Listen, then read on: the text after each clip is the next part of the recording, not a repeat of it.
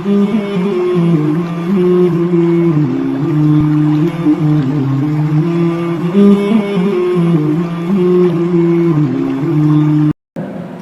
طرح قرآن پاک کی ایک اور آیت مبارکہ ہے، اللہ رب العزت نے ارشاد فرمایا وَرَفَعْنَا لَكَ ذِكْرَكَ،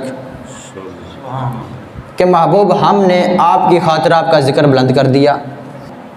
اب اس میں بھی بڑا عجیب فلسفہ ہے، سمجھنے کی بات ہے۔ اب اللہ رب العزت اپنے محبوب سے محبت کرتا ہے اور بڑی محبت کرتا ہے، اتنی محبت کرتا ہے کہ اس جیسی محبت کسی اور سے نہیں کرتا، اپنے محبوب سے جتنی اللہ رب العزت محبت کرتا ہے۔ اب اللہ رب العزت شان بڑھانا چاہتا تھا محبوب کی، زیادہ کرنا چاہتا تھا، یوں بھی کہہ دیتا آسان سے لفظوں سے کہ محبوب ہم نے آپ کا ذکر بلند کر دیا ہے، تو سمجھ آ جانی تھی، پتہ چل جانا تھا کہ محبوب کا ذکر اللہ نے بلند کر دیا ہے۔ اب یہ جو لاکا کا لفظ لگایا کہ آپ کی خاطر، محبوب آپ کا ذکر بلند کیا، آپ کی خاطر ہی کیا ہے، اب یہ عجیب مفہوم ہے، سمجھنے والے اس مفہوم کو بھی سمجھ چکے ہیں، اور میں بھی تھوڑی سی سمجھانے کی کوشش کرتا ہوں۔ اب اللہ رب العزت سے عالم تصورات میں ہم اگر سوال کریں کہ باری تعالیٰ وَرَفَعْنَا لَكَ ذِكْرَكَ، جو یہ لاکا کا لفظ ایڈ کیا ہے، اس کی وجہ کیا ہے؟ اللہ رب العزت نے ارشاد فرمایا بندے میں نے وَرَفَعْنَا ذِكْرَكَ کے درمیان جو لاکا کا لفظ تیری خاطر ایڈ کیا ہے، وہ اس لیے کیا ہے کہ اگر میں آسمان بنانا چاہتا ہوں، اگر میں عرش بنانا چاہتا ہوں، تو وہ کس کی خاطر چاہتا ہوں؟ محبوب کی خاطر۔ اگر میں زمین بنانا چاہتا ہوں تو محبوب کی خاطر چاہتا ہوں۔ اگر میں فرش بنانا چاہتا ہوں، دنیا کو آباد کرنا چاہتا ہوں، مخلوق بنانا چاہتا ہوں، تو محبوب کی خاطر چاہتا ہوں۔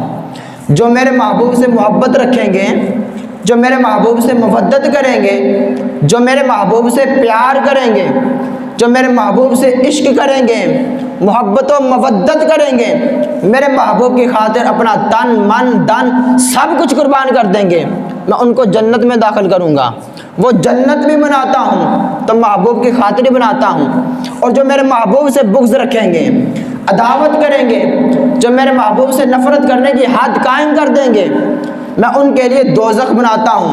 تو وہ دوزخ بھی تیار کی ہے تو کس کے لیے کی ہے؟ محبوب کی خاطر ہی تو کی ہے نا۔ حتیٰ کہ لولا کلمہ اظہرت الربوبیہ، کہ میں نے اپنی ربوبیت کو بھی ظاہر کیا ہے تو محبوب کی خاطر ظاہر کیا ہے، اس لیے وَرَفَعْنَا لَكَ ذِكْرَكَ، اگر میں نے محبوب کے ذکر کو بلند کیا ہے تو محبوب کی خاطر ہی بلند کیا ہے۔ تو دوستان محترم، اس آیت مبارکہ کے ذریعے ہمیں یہ بھی پتہ چل گیا کہ اللہ رب العزت جو عمل کرتا ہے وہ محبوب کی خاطر عمل کرتا ہے۔ اب روایات میں موجود ہے، تفسیر مظہری میں موجود ہے، حضرت قاری ثناء اللہ پانی پتی نے اس کو ذکر کیا ہے۔ ایک یہودی تھا، وہ اپنی کتاب کا مطالعہ کر رہا تھا، پڑھ رہا تھا۔ اب اس امر میں کوئی شک نہیں ہے کہ پچھلی کتب میں سابقہ انبیاء کرام پر جو اللہ رب العزت نے کتابیں نازل کی تھی، اس میں حضور صلی اللہ علیہ وسلم کا ذکر موجود تھا، کنایتاً بھی موجود تھا، صراحتاً بھی موجود تھا۔ اب وہ اپنی کتاب پڑھ رہا تھا، اس نے حضور صلی اللہ علیہ وسلم سے بغض رکھا، نفرت رکھی، عداوت رکھی۔ اب اسے اپنی کتاب میں حضور صلی اللہ علیہ وسلم کا ذکر موجود نظر آیا، کتاب میں ذکر موجود تھا، نظر آیا۔ اب اس نے بغض کی وجہ سے وہ ذکر ہی مٹا دیا۔ یوں کہہ لیں کہ حضور صلی اللہ علیہ وسلم کا نام لکھا تھا، اب اس نے بغض کی وجہ سے وہ نام مٹا دیا۔ اب جب اس نے مٹایا اپنی کتاب سے، ہماری کتاب سے نہیں، اپنی کتاب سے بند کر کے سو گیا، اگلے دن جب اس نے پھر کتاب کھولی تو اسے اسی جگہ 2 مرتبہ حضور صلی اللہ علیہ وسلم کا ذکر موجود نظر آیا۔ اب اس نے غصے کی وجہ سے، بغض کی وجہ سے وہ جو 2 مرتبہ ذکر تھا وہ پھر مٹا دیا۔ اب وہ بند کر کے سو گیا، اگلے دن جب اس نے کتاب کھولی تو اسی جگہ اسے 4 مرتبہ نظر آیا۔ اب مٹانے لگا تو پھر غیب سے آواز آئی کہ آنادان تو کیا کرتا ہے؟ تو میرے محبوب کا ذکر کتنی بار مٹائے گا؟